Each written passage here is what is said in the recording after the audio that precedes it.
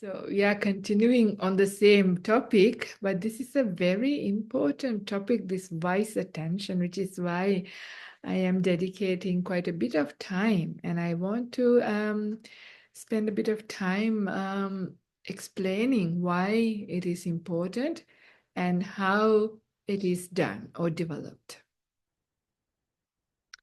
I want to start by saying Sabba papassa akaranang kusalassa upasampada sachitta pariyodapanang etang buddhana sasana. So this is the teaching of all the Buddhas. So there was not only just this one Buddha, there were many Buddhas before that. And all of the Buddhas, their teachings are about this. And what is this? Sabba papassa akaranang means refrain from doing anything that is bad or unwholesome. And kusalasa upasampada, so do what is good or what is wholesome. And sachitta pariyodapanang is really purify your mind or cultivate your mind. And this is the teaching of all the Buddhas.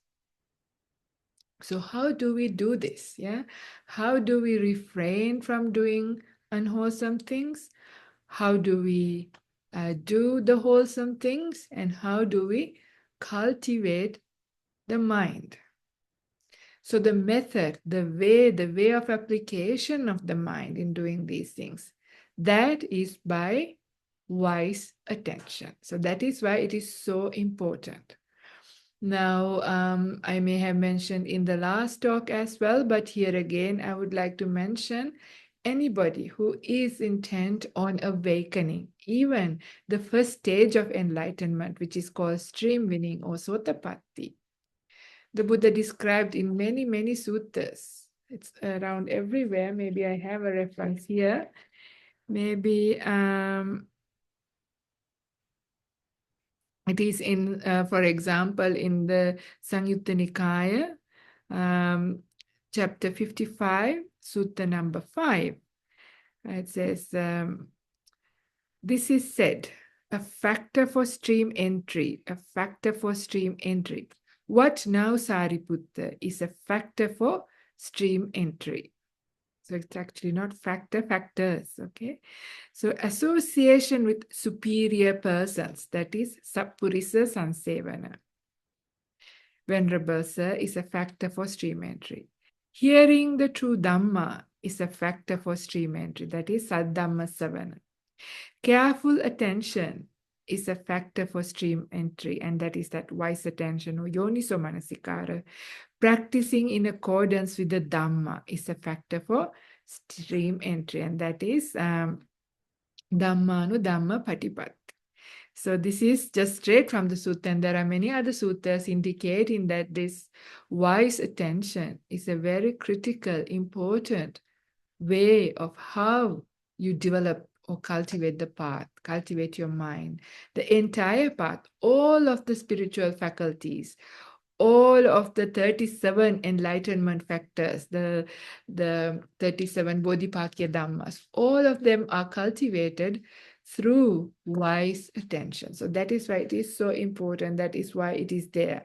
So the purpose of association of the wise people, as we discussed last time also, we discussed the sutta, starting from the wise person, ending to the eradication of delusion, is the association of the wise person, Sappurisa, and then listening to the teachings. Then those are the two external things. So once you have a good friend, a good teacher, and you have the teachings available, then the internal things, how do you use them, is through wise attention and applying yourself. That is keeping your sila and all of those things.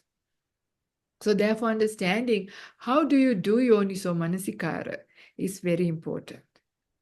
Before I go into explaining that, I also want to read out another few very simple, small suttas. And this one is from Anguttara Nikaya, book 1, sutta number 311. Here the Buddha says, Bhikkhus, I do not see even a single thing on account of which an arisen right view arises, and a recent right view increases. so much as wise attention. For one of wise attention, and a recent right view arises, and a recent right view increases. And in so many of our previous Dhamma talks, we have mentioned how important it is to have right view, how right view can bring so much peace, yeah, so much ease, so much joy, happiness, and how right view guide us on the spiritual path. And it is, in fact, the first factor of the Noble Eightfold Path. It is the starting point, right view. So therefore, even for doing the right view, Yonisomanasikara, wise attention, is what gives rise to it. Yeah. It's not only for that, but for all of the factors. It is said in elsewhere in the sutras, all of the Noble Eightfold Path is to be cultivated through wise attention. And this is another one. This is from Anguttara Nikaya 1, Sutta number 67. And here the Buddha says, Bhikkhus, I do not see even a single thing that so causes unarisen wholesome qualities to arise and arisen unwholesome qualities to decline as wise attention. For one who attends wisely, unarisen wholesome qualities arise and arisen wholesome qualities decline. Now think for a moment, isn't that what we want? Isn't that nice? Yeah, we want our wholesome qualities, wholesome mind states to increase. Yeah, and we want our unwholesome qualities and unwholesome mind states to decline, right? So this is excellent. So this is also why it is so very important. And I'll read one more thing just to highlight the importance, right? And this one is from Anguttara Nikaya, chapter book 1, Sutta number 75. Bhikkhus, I do not see even a single thing that so causes unarisen factors of enlightenment to arise and arisen factors of enlightenment to reach fulfillment by development as wise attention. For one who attends wisely, an arisen factor of enlightenment arise and arisen factors of enlightenment reach fulfillment by development. So there, even the seven bojjhangas, yeah, the seven factors of enlightenment are developed through attending wisely. So this is just only tiny bit just to highlight how important this wise attention is, Yonisomanasikara. So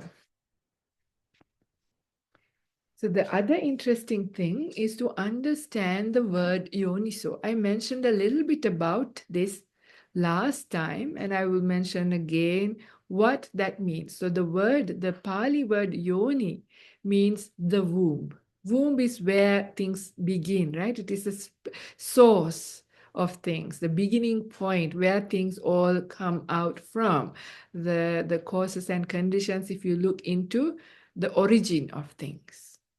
However, when it is mentioned as yoniso, it is not just only just the source, but it actually has a connotation of wisdom.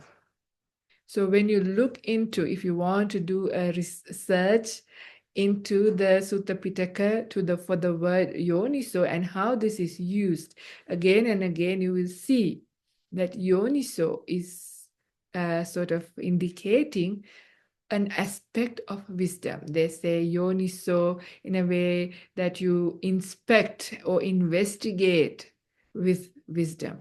Wisely examine something, yeah, wisely attend to something, wisely practicing, yeah, wisely looking at something. So it always has this idea of wisdom.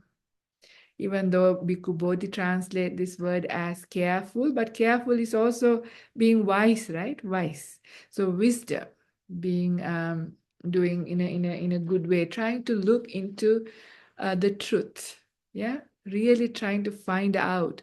Because when we look at something, yeah, often our mind gets in the way, right?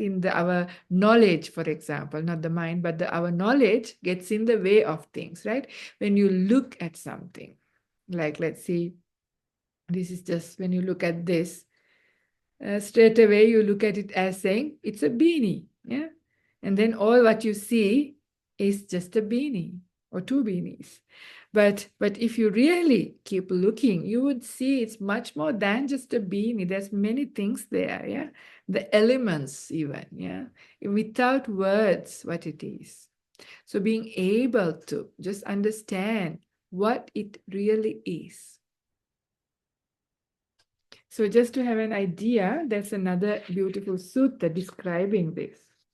So this is now from Samyutta Nikaya, chapter 22, sutta number 95. The Buddha says, Bhikkhus, suppose that this river Ganges was carrying along a great lump of foam. A man with good eyesight would inspect it, ponder it, and wisely investigate it. That's the Yoniso coming up there. Wisely investigate it. And it would appear to him to be void, hollow, insubstantial. For what substance could there be in a lump of foam? So too, bhikkhus, whatever kind of form there is, whether past, future, or present, internal or external, gross or subtle, inferior or superior, far or near, a bhikkhu inspects it, ponders it, and wisely investigates it. And it would appear to him to be void, hollow, insubstantial. For what substance could there be in form? So before it was just the form that floats on top of a body of water, but the latter was referring to all the form, that is all objects, all things that we see with our sight. So usually if we attend not carefully, not wisely, when we see something, sometimes, desire can come up because we see something that is attractive, beautiful, valuable, useful, then we want to have it, right? Craving comes up. Or we attend in a way that we don't investigate wisely. Instead, we see something that is repulsive, an enemy, something you don't want to get rid of. Yeah. So aversion and negativity, ill will might come up based on something that you see. But the Buddha says, leave aside all of those designations. Yeah, these are the perceptions, the conventions, the linguistic usage, yeah, that we use, which is there for a purpose because there is a practical value for these things. That's why those things are there. But see beyond that, because that is where we usually, when we have the designations, when we stuck with the perceptions and concepts, we are stuck. And our perceptions get distorted then we only see that thing. But if you just put aside all of those things and really with a mind that is unified, that is very peaceful, that is very powerful, and really look into it, then what you see is form is just made up of elements, and that's all there is to it. Yeah. And it is just essentially nothing substantial, nothing so valuable beyond its just the practical purpose. And still, it is impermanent. Yeah, anything, even your most valuable thing, can break, can disappear, can go away from you. So, and it is not within our full control. Yeah, certain things we have a little bit of control. We feel like when we are driving the car, we feel like that.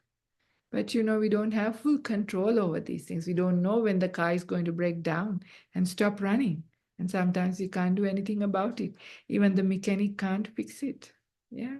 So like that, we know that these things are not belonging to me, is not within my control.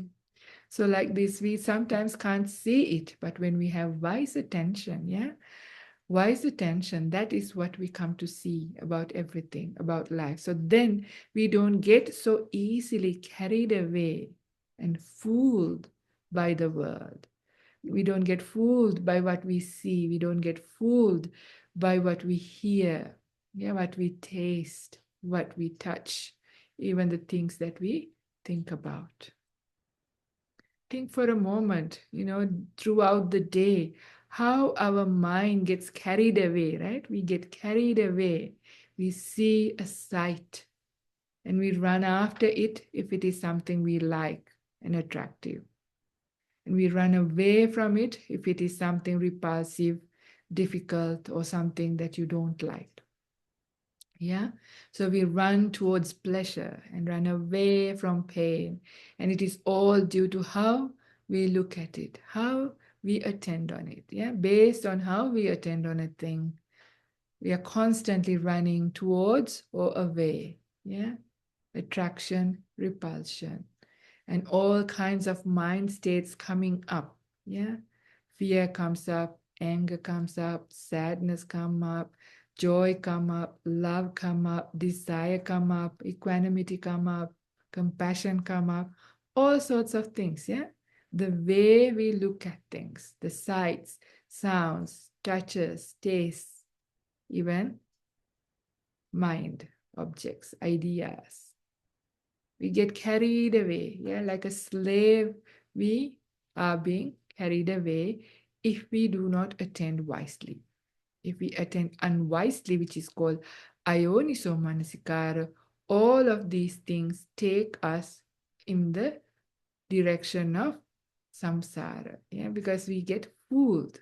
We see something substantial in something that is inherently not substantial.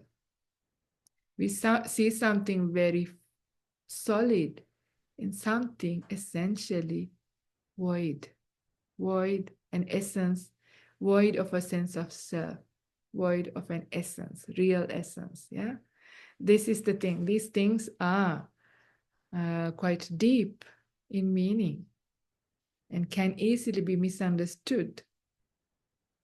But it is important to understand what is meant by void, what is meant by empty. Empty of a permanent controlling essence. That is what it is, yeah? Even our body, what we take to as me or somebody else, this can be quite confronting and difficult if we are new to this idea. So that's all right if it is difficult, and because it is quite profound, you can leave to one side.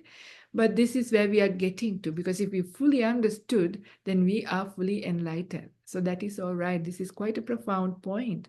But the way we get to is by really attending wisely. And how do you attend wisely is by with a mind that is unified, in a mind that is one pointed, and a mind that is free from the hindrances. Yeah, that is when the clear seeing can happen.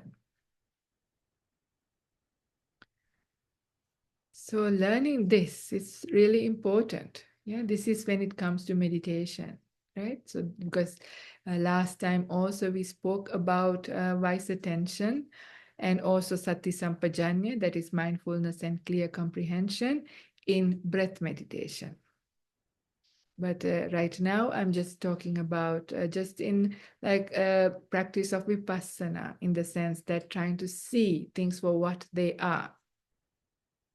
But this is essentially done after the mind has come out of deep meditation. Yeah, vipassana means vi means clear, passana means seeing. So clear seeing happens when the mind is very profound. Yeah, so after deep meditation. Then it is through Yonisomanasikara that the insight come up. Even the insight that comes up at the time of full enlightenment also happens as a result of wise attention. Seeing that this body and mind and feelings and perceptions, this is called as 5 aggregates or panchupadana kanda in Pali. Seeing that all of those 5 things that consist of a being are essentially empty of any permanent essence, a sense of self that is lasting, an agency inside of us. It is empty of these things. It is just a conditioned process. Yeah.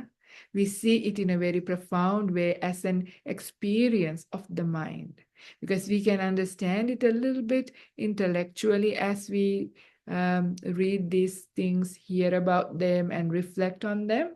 But we are still here. Yeah, our attachments are still here. Our cravings are still here. Yeah, as yet unenlightened.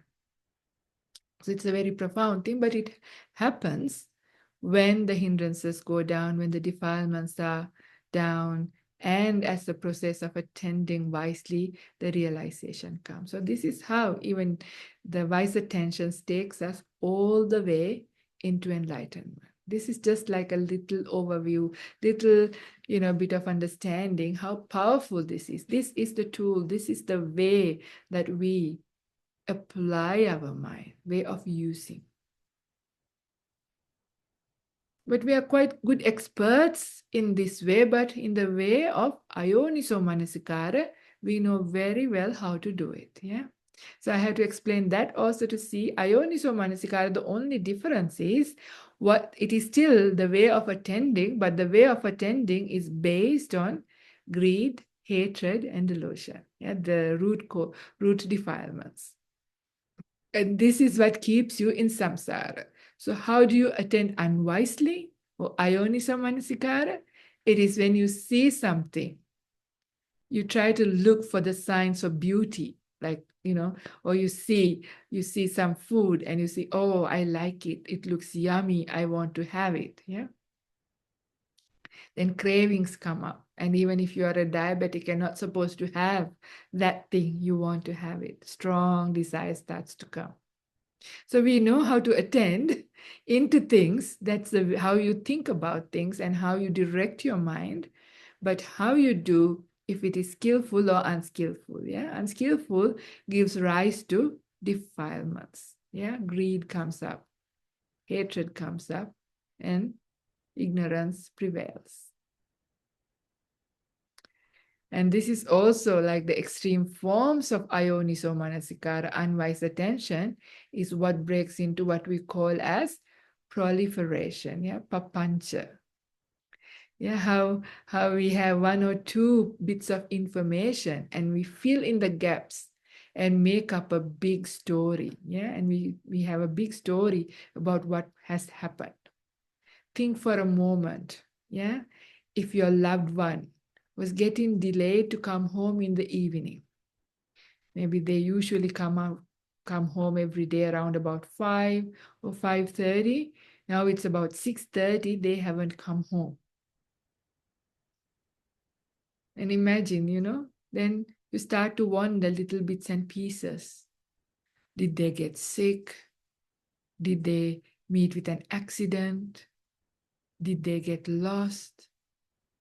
Or, did they go somewhere without telling me? All kinds of things, isn't it? Yeah. And no substantial information, but we will start attending, yeah, creating stories. And that is an extreme of Ayoniso unwise attention. And you know the result of these things, right? The result of these things is you can have anxiety come up, yeah, worry come up, sadness come up, or even strong desire, anger. Any of these things can come up if you attend in an unwise way.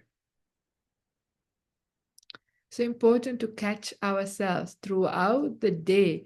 Mostly what we attend, how we attend, is in an unwise way. And that is when we end up with all sorts of negative emotions. But anytime you catch yourself becoming peaceful, compassion coming up in your heart, affection, that is like the metta coming up in your heart, your mind is equanimous, you're able to deal with things with wisdom in the right way, then the way you're attending is wise. Yeah, this also happens sometimes. So now a really good example about this to remember, and this is like the practical things, yeah, day-to-day life, how wise attention and unwise attention can be used for our advantage. Not the unwise attention, the wise attention to be used to our advantage, and how unwise attention can be avoided. So this is the usual example that I always use, and this is when you are faced with a difficult person. Yeah, somebody who says or does something that is not quite right, something that is hurtful or harmful to yourself or to others or to many people, or they're doing the wrong thing. Yeah, when something like this is happening, how we attend is, how dare they do this? They shouldn't be doing this. This is not right. This is unacceptable. Yeah. This is hurtful. This is problematic. So when we think about it and when we attend on that person, direct our mind in this way, irritation, agitation, or even anger can come up. And if you continue on and on and on with that, you might even go and punch, give them a punch, right? Or do something about it. And by action also, you might do something that is unskillful. However, there is also a choice. Yeah, there is a choice. So next time you can also think, yes, what they're doing is not right. But why are they doing it? Another way to look at the situation, right? Another way to look at it. Why are they doing this? Looking for the causes, looking for the reasons, trying to understand what is going on. How to understand this situation in a way that is skillful. Because anger or ill will or negativity doesn't get anything helpful done, right? Recognition of what they're doing as unskillful is helpful, but your anger or irritation or agitation isn't helpful, because with an angry, agitated, irritated mind, if you try to say something or do something, it's always unskillful. You never really achieve something that is really useful. Rather, if you are more peaceful and if you allow a bit more wisdom to come up, you might be able to deal with the situation in a way that is actually useful. So that is why it is important, yeah, to avoid having these negative mind states based on an external stimuli or a situation or a person. So when you attend wisely, that is trying to understand. For example, as you try to look into the matter, you might understand, oh, they have got wrong information. That's why they behave like that. Or they have a different worldview to you. So that's why they're behaving like that. Or they are actually a bit crazy. They're actually mentally not well. Or they may be suffering. They may be having some problems.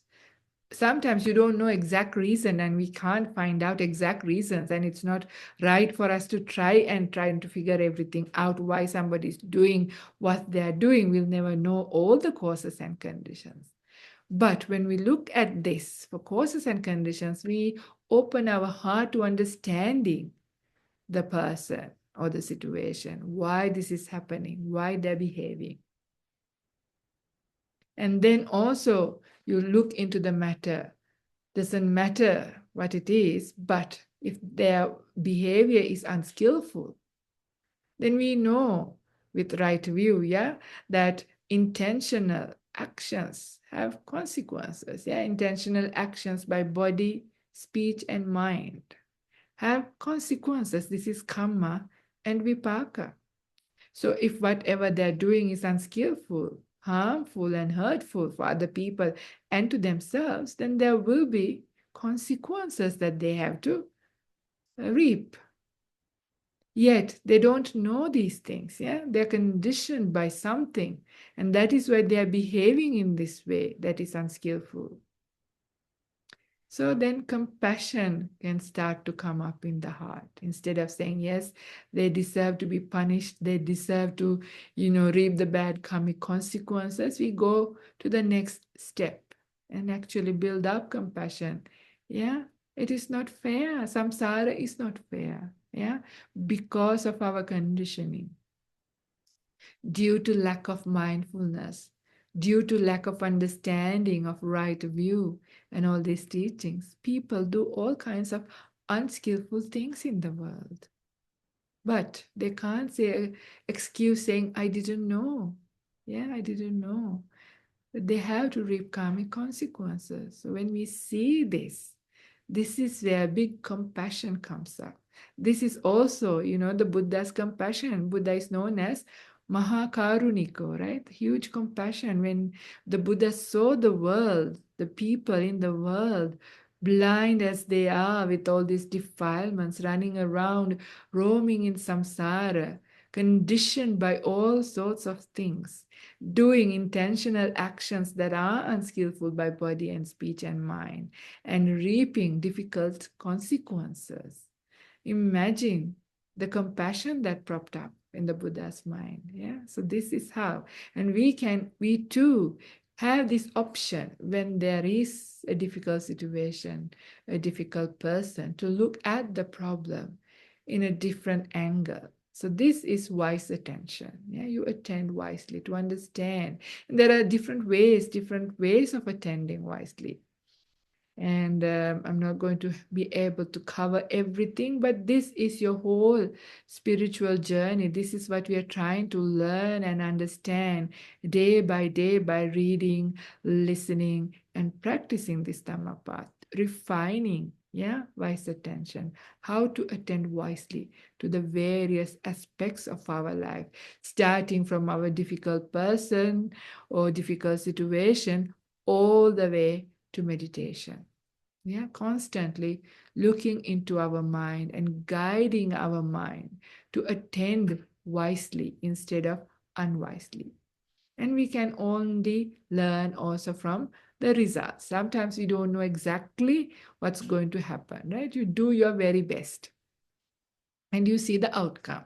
So you attend in one way, you think about in one way at a certain situation or a certain scenario, and then you see what kind of emotion, what kind of mind states comes up. If it is wholesome, yeah, as a result of that, wholesome mind states are increasing, unwholesome mind states are decreasing, then you can be sure that this is wise attention. I have been attending in a wise, skillful way. But as a result of the way you attended unskillful, unwholesome mind states increased and wholesome mind states start to decrease, then you can see, okay, this is the wrong way to look at it. Yeah, this is the wrong way to attend. So this is Ayoniso Manasikara. So this is how slowly you understand how do you do it, how do you know which way is the wise one, which way is the unwise way. Because some things are very obvious and clear cut, black and white. But there are many gray areas in our life, yeah, gray ways of attending. So we have to push more towards the white. If white is the wholesome, more towards the lighter shades of gray and refining it as we go. So this is a lifetime of practice, and up until all the way to enlightenment, this is what essentially we are doing, how we are dealing with our mind, how we are using our mind, essentially. This is what it is. So there are two aspects to this Yoniso Manasikara. So Manasikara means attention. So in the Mulaka Sutta, I can't remember the reference here, the Buddha says, Manasikara Sambhava Sabbe Dhamma. What does that mean? All of the Dhamma qualities, all of the mind states, all of these things are kept up by attention, Manasikara. So again, going back to our difficult person, you know that the moment you keep attending onto that situation in a way that that is wrong, that should not be done, and this way of thinking, the more you continue, the more that anger, irritation is kept up, right? And if that way of thinking gets broken and you start to think in a different way or something different, the anger ends instantly. And you have done this before, right? You may have been come back home from a difficult day, furious, fuming, quite upset. And then maybe you got a phone call from somebody who you love, somebody who you care. And they said something nice, something beautiful, and suddenly you're now in a different state of mind, attending differently. Oh, how wonderful, how nice, how beautiful, right? What happened to your anger? Instantly, the anger has ended. Instead, you have love, affection, happiness, beautiful states of mind just by changing. Yeah. So, whatever mind state is kept up by the way that you attend, by the way that you think about things. So, this gives and one aspect of Manasikara. The other aspect of Manasikara is how you direct your mind. So, again, the practical way I make this obvious to people is by asking the question right now, what can you smell? The moment I ask this question, you'd have noticed suddenly your mind directed its attention to the nose, right? And try to see whether can I smell something. And maybe you smelt whatever is in the room. But prior to that, you had a nose that is functional. All those odors and smells were there. But because you didn't give direct attention to the nose, you didn't experience. Yeah, contact didn't happen. Before than that, you were probably attending to the sound, just hearing the Dhamma talk. Or if you're also watching the Zoom, just looking at the screen. So both of those things go one after the other quite fast. So you feel like you're seeing and hearing at the same time. But that's because they swap between, but you didn't attend to your smell. So that direction, yeah, giving attention is that movement of the mind silently. So there is no thinking. That's silently directing the mind, yeah, changing the attention. So both of these are meant when it is called manasikara. So wise attention, therefore, Yonisomanasikara, then is a way of attending that gives rise to deeper understanding, gives rise to wholesome mind states, gives rise to understanding the truth. So it can be done silently attending, that is during meditations, and trying to observe things, the impermanence nature of things, the non-self aspect of things, the unsatisfactory nature of things. This is called the tilakkana, or the three characteristics of anicca, dukkha, anatta in everything. Yeah. So this you do silently by just really looking into it with a clear, powerful mind. The other aspect is actually how you think about things. Yeah, how you direct your mind in that way. So both of these things are aspect of Yonisomanasikara. So especially when it is about reflections, it comes as Patisanka Yoniso. So reflecting wisely. For example, for the monastics, there is this Patisanka Yoniso comes up, that is reflecting wisely, is how we eat our food. Yeah. So when we are to have our meal, before we have our meal, we have a reflection to do, a wise reflection. Yeah, we eat not for fun, not for pleasure, not for beautification. Yeah, only for the maintenance and nourishment of this body, for keeping it healthy, for helping with the holy life. Yeah, so this is the reflection. So this is Patisanka Yoniso. So still wisely reflecting. So, and when it came to that foam, the piece of foam that is floating, trying to understand the hollowness of it, that is wisely investigating. Yeah. So all of these things are aspects, slightly different versions of Yonisomanasikara. So I'm saying all of these things, it's still not complete, but at the end of the day, it is important for you to try it out, see in your own mind. Yeah. And then you can see what is and how to do Yonisomanasikara. So let me see what else that I had here.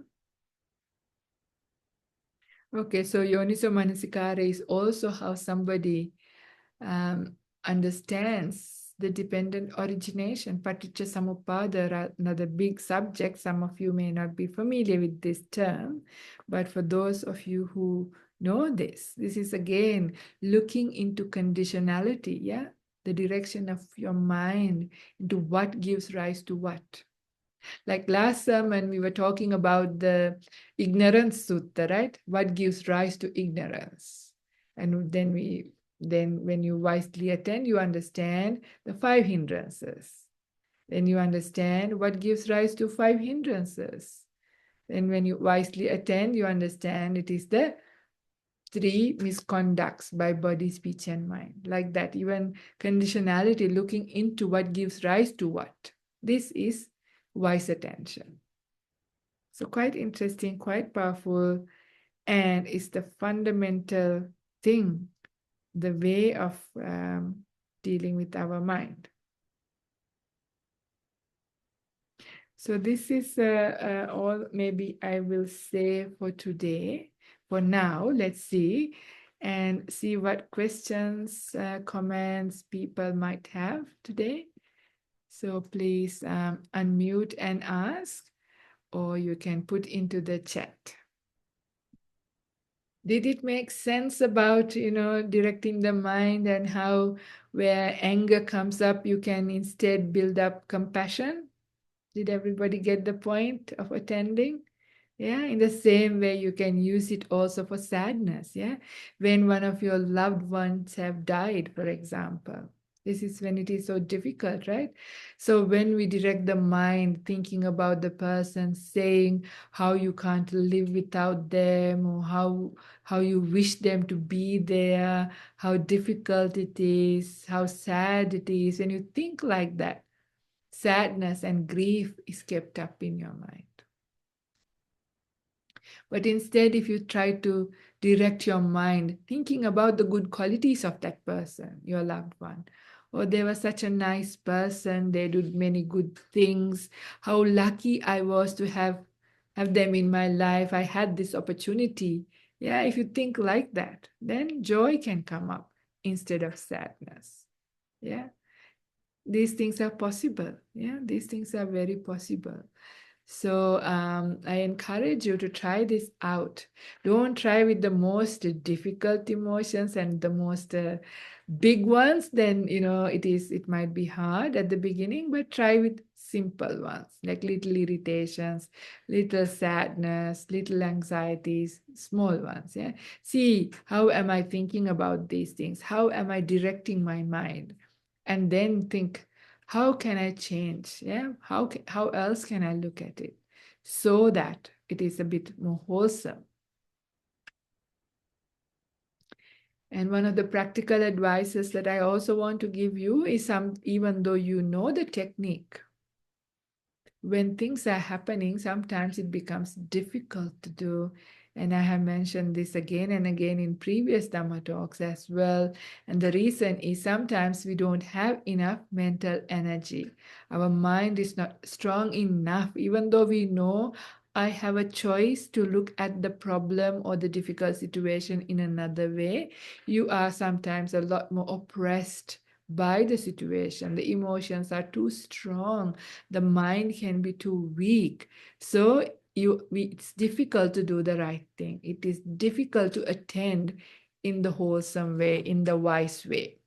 Yeah, because the mind is a bit weak at that time, which happens. Yeah, this happens at a time when the trigger is big, or when you're busy, when you're already have lots to do, or sick, or various reasons. It can be because we have not been meditating enough, not enough joy states.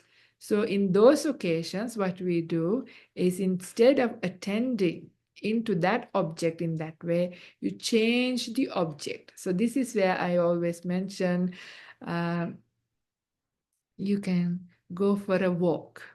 Yeah, instead of thinking about the problem, thinking about the difficult person or the situation, you go for a walk in the nature, and you just change the attention into something else. Yeah, you can either give attention to the movements of your feet, or you can watch the beautiful nature, the trees, the birds or the little insects, or you can look at the clouds, or you can feel the sunlight on your face, the wind on your body, anything. So again, that is changing your attention, right?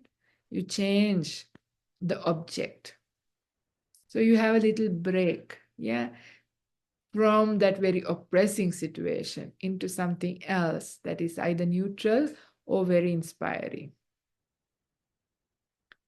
Then, when the mind has a break, it has time to become peaceful. And then you can even do something that arouses much more joy. And then once you have enough energy, you can come back to the difficult situation or the difficult person and see whether you can look at the situation in a different way.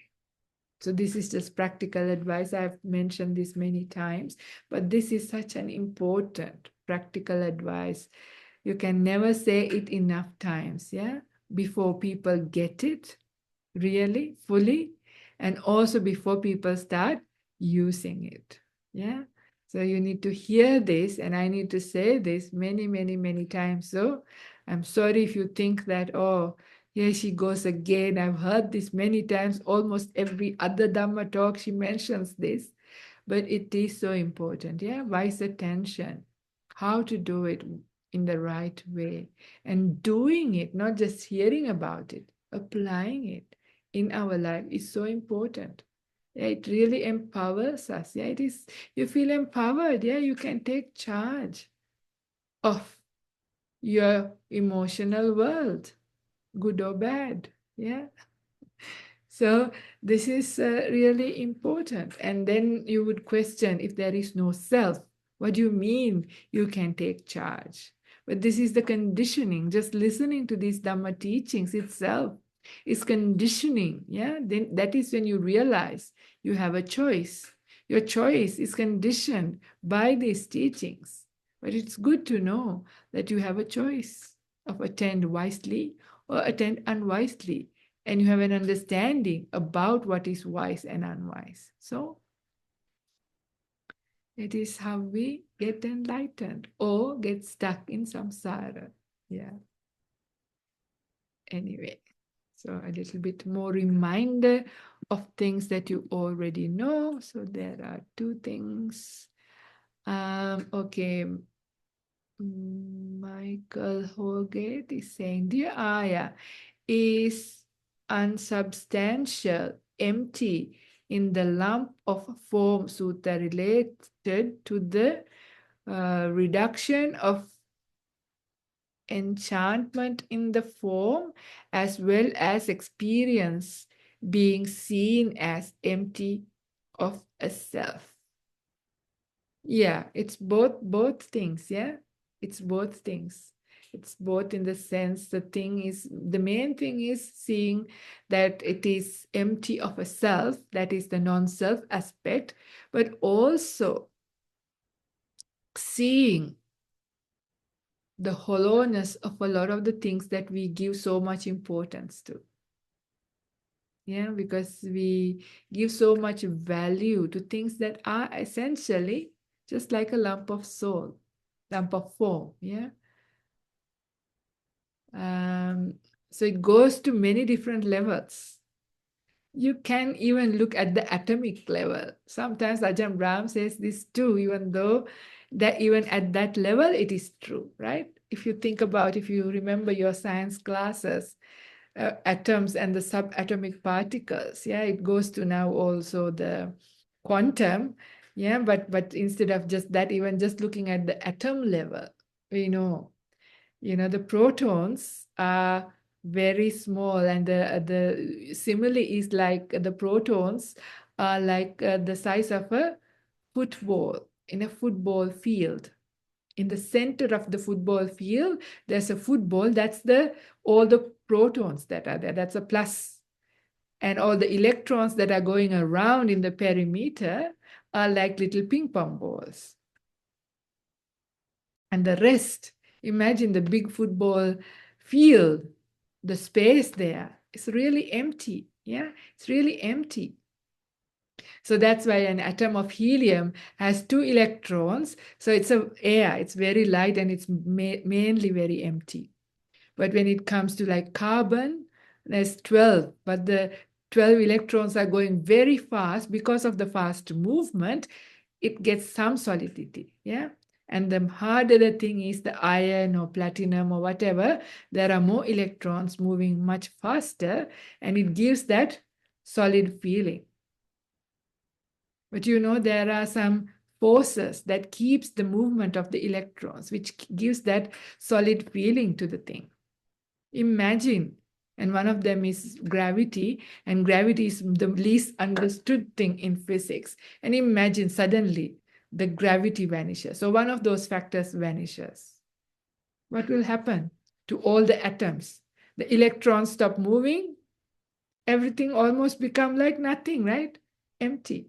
So in that essence also, everything is pretty in the physical world, the elements are also empty. But this is not the most profound aspect, though it sounds profound in a scientific point of view. But the most profound aspect is, though, that it is empty of an agency, a sense of self, a controlling thing that lasts, a sense, permanent essence. That's the most important thing. Like that we take to be myself is empty of a self. But both aspects are important, yeah, because otherwise we give so much value to these inanimate things. So inanimate things, it's not a sense of self, right? But we still give so much value. But essentially, what is it? Yeah, just a bunch of elements that we have given. Some things have a practical purpose. Other things, look at the, ornaments, very expensive ornaments, right, that people have. Or even jewelry, yeah, gemstones. What is it? Yeah, they shine beautifully. You spend lots of money, but it's a stone, right? It's a stone, a beautiful, colorful stone. But how expensive is it, isn't it? Can you see? But really, it's just because of the value we have given the concepts and conventions. This is how we get fooled. And you can see this by advertisements, yeah?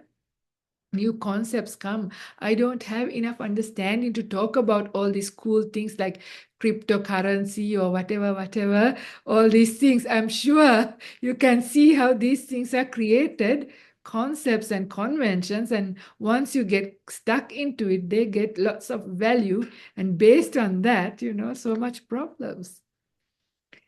And also the empty and hollow nature of experiences. Yeah. So we run after so much touch. Yeah. So much hearing. All of those things are also only lasting that much, that long, until the contact is there. Yeah. So all of those things are how we direct our mind and realize, okay, yes, there is gratification, there is danger, but essentially it's hollow, unsubstantial, nothing really worthwhile there. That's the point. Nothing really valuable that is helpful for you to reduce your suffering, yeah, to enhance your true happiness isn't there. So some people might argue and say, how can you say that about chocolate cake? When I eat that, it's really nice and I feel happy. Yeah, so not in a small scale like that, but even then, so big deal. Yeah, after a while, it's only that much. And you know how our ideas change, yeah? Our values change. We might like chocolate cake one time and we might get disgusted with it and we start liking something else too. So then, what was that? Like, it was kind of a very hollow thing at the end of the day, all these things. So it is that it's quite deep, but quite important. So, yeah, quite beautiful. Thank you for asking that question. Thank you, Michael. Okay. Okay, somebody put Sandika. Please ask, unmute and ask the question. Thank you, Venerable Karunika. This talk was particularly resonated with me today. I had a situation where um, I had to deal with a difficult person today, and I was able to practice compassion. So I was pretty pleased with myself that as opposed to kind of having ill will, I was like thinking about, okay, what might have been happening for this person that they behaved like this. So I was pleased with that. But then I was left with this residual kind of sadness and self-pity towards myself. And I found myself like took me ages to get out of that kind of feeling sad and down and not being able to get on with my work. And so I suffered from that. So I wonder, I mean, I suppose it's what you said about maybe changing that object of attention. Yeah. But I wonder if you had any thoughts on that. Yeah, well done. First of all, I must congratulate you for achieving that. It's already good, right? As a consequence, at least you didn't do anything unskillful or harmful, or which could have happened. You even say a word that is unskillful, right? Feeling sad is another issue that we need to deal with, but at least you haven't made bad karma. Yeah, so that's a good plus point. So well done. And then when it comes to, I'm not entirely sure why you was feeling sad or pity. Maybe it is to the specific situation. So that is where we need a little bit more wisdom, a little bit more understanding, building up our mental faculties. So that's all right. This is where we are doing our work. So, so we slowly build up in a way, how am I trying to understand my perspective with that, whatever information or whatever the situation? Why was I feeling, self-pity or sadness? Then you can investigate that and try and understand that. Sometimes, it takes a while because you need a lot of right view and right understanding to change your perspective, yeah, your world views or information. It's a long process, but this is the starting point. Investigating these things is very helpful. Otherwise, we never have that inquiring mind, right? You are just left with these emotions of the feelings. Then it's just repeated again and again. This happened, that happened, and you are left with only these things. But now at least we feel that, okay, I can do something about it, learn something, do something differently, understand. This is how you grow. Yeah, this is how you grow. I don't know whether you know the beautiful story or the simile, who ordered the truckload of dung by Ajahn Brahm. I don't know whether you know this. It's a really nice story. It might come up. We did this, Venerable Upeka read out the full story at the Western Sydney University session. When that comes up onto our YouTube channel, you can listen to the full version. I'll tell the very abridged version, and that is, it's like, this difficult situation or the difficult person is like one day you have come back home and you find that you have a huge pile of dung in front of your door. So this is this stinky situation. So you have two options. You can be upset. You can put all the dung in your pockets, up your sleeve, take it around, carry it around, and start smelling and be difficult. Yeah, that is getting under that situation. Or you have a choice. You take a shovel and a wheelbarrow and start taking the pile of dung, taking it to the backyard and shoving it under the ground and grow some fruit trees. And after a period of time, you will have a very sweet tasting mango tree. All the dung gave its nutriments, and you are left with some sweet fruits. Yeah. So this is the shoving the dung. So investigating. So with Yonisomanasikara, wise attention is how you do it. You investigate the situation. Okay, this is your pile of dung, this difficult situation and the person. So you look at it, what happened, why did I react, why did I have this, how did I do, what else can I do? You can try it out next time. I'm sure these things will be repeated by the same person or other people, right? These are common things in our lives. As you happen, you try different things. So you are growing. So this is putting that down under the mango tree. And then later you grow in wisdom. Yeah, you grow in wisdom. Then next time there comes a time, similar kind of situation or even worse situation happens, but you respond differently and you are left with wholesome mind states. You will be left with either equanimity or joy or just complete compassion all the way. Yeah, things like that. So this is work that is to be done. So you slowly do the work. Yeah. Good question. Thank Thank you. you so much. And good on you for doing. Good luck. And yeah, it's good to hear that. Mm. Okay. So officially it's time. Is there more questions? No. All right. So thank you everyone for being here. And so next time we might have a different topic. So you can think about other topics. I might think about other topics. Next week, we'll see what happens. All right. I think this is enough with Yonisomanasikara and Sati Sampajanya.